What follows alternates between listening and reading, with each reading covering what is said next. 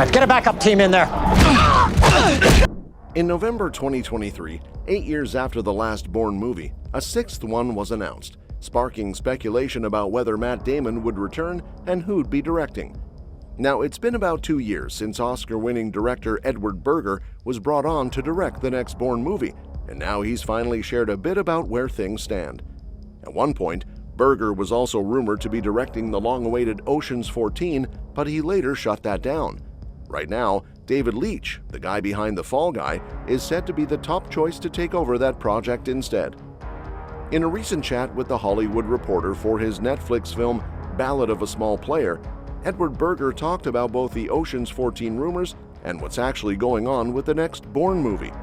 He said he's open to franchise films and would have happily taken on Ocean's 14, but right now he's focused on developing the next Jason Bourne 6. He said, "A franchise can be original. If I had invented Oceans, I would have done it in a heartbeat. That's a great franchise. And I'm in developing a Bourne movie, and I will do it if Matt wants to do it." Berger also said his plans really depend on getting Matt Damon back on board. He added that if they do move forward, the sequel has to bring something fresh to the table. He's not interested in making a movie that just retreads the same old stuff. He said, "If we can really have the feeling that we are adding something new to the great Bourne films that were already, that will be necessary to make Matt want to do it and to make me want to do it. I would love nothing more than to make a big-budget, expensive, fun movie that embraces the audience. But these movies are also hard to find because I still don't want to make something that I feel other people have treaded 20 times. Now, what do Edward Berger's comments mean for Jason Bourne 6? When Matt Damon first played Jason Bourne in 2002's The Bourne Identity, it changed the spy movie game. Its serious, grounded approach influenced even the James Bond series. The franchise struggled when it tried continuing without Damon, introducing Jeremy Renner as Aaron Cross in 2012's The Bourne Legacy. That's why Berger's plans for Jason Bourne 6 depend on Damon returning. Matt Damon hinted he might be up for returning to the Jason Bourne franchise. In a recent TV interview with Stephen Colbert, Damon talked about Bourne 6, not confirming anything, but suggesting he'd be open to it.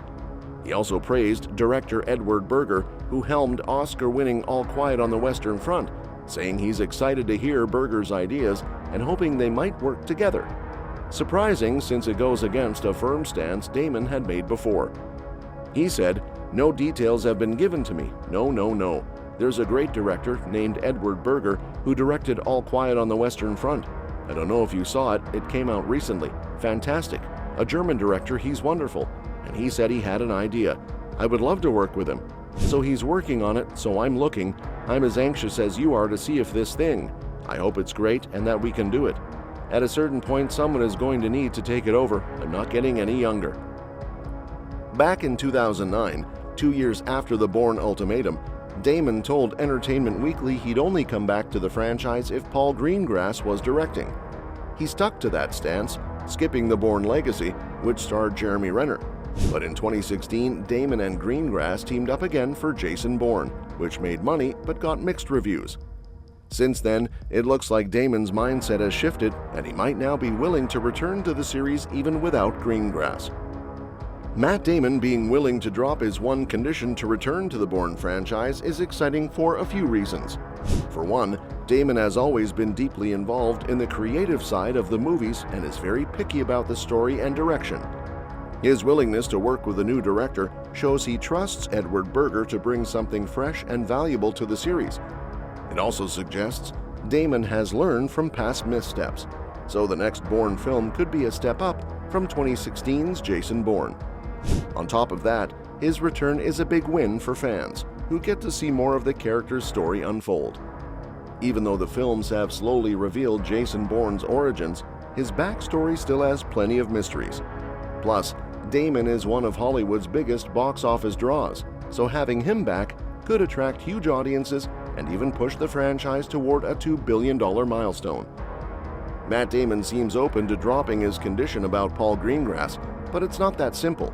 He still has another key requirement that will likely decide his involvement in Bourne 6, and it hinges on his meeting with Edward Berger. After Jason Bourne came out, Damon told the Toronto Sun in 2017 that it would take a really great story to get him back into the franchise. The fact that he hasn't seen any plot details yet suggests that Universal and Berger are taking their time to craft a script so compelling that Damon can't say no. Few actors lead a major action franchise for over 20 years, and for fans, Jason Bourne is Damon. While the character could be recast eventually, hopefully Berger finds the right story for Bourne 6 and brings Damon back to show why he's perfect for the role. Another actor opened up about coming back to the franchise. While chatting about her upcoming rom-com Chosen Family, Julia Stiles was asked whether she might return for Bourne 6. She admitted it seems pretty unlikely she'll reprise her role as Nikki, since her character died in the last movie. Any return would have to be some sort of prequel thingy. I've just had deja vu because I feel like I've been having this conversation for the past 20 years. It would have to be some sort of prequel thingy. I don't know. Stiles added that she's not going to hold my breath about coming back, but she's grateful for the experience, especially the chance to travel the world and be part of such a cool action franchise. I'm not going to hold my breath, but I'm so happy to have been part of that franchise. It was the span of most of my adult life, and I was very lucky to travel the world and be in a cool action movie. Very grateful.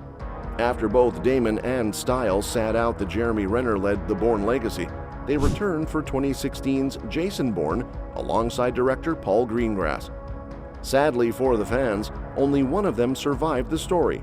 Nikki was killed by the Blackbriar assassin known as the Asset after trying to expose the CIA's Black Ops and fill Bourne in on his Treadstone origins and his father's involvement. Now, Bourne 6 is already set to break a franchise record, and that makes the sequel a risky move for Universal. With about 10 years gone since Jason Bourne, this will be the longest gap between movies in the series. Even if the film releases soon, or decades from now, the record gap between sequels will stand.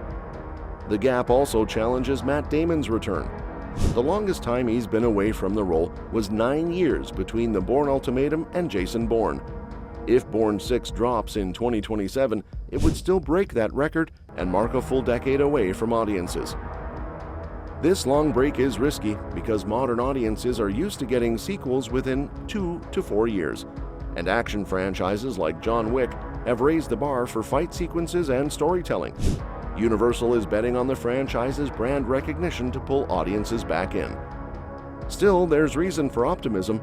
Despite mixed reviews, Jason Bourne performed very well at the box office, grossing $415.4 million, second only to the Bourne Ultimatum. That suggests there's still strong interest in Damon's character and the story. If Bourne 6 hits right, it could repeat that success, maybe even break records, proving the gamble worth it. Let me know what you think in the comments below, and don't forget to subscribe because we'll be covering more updates on this soon. We'll see you next time.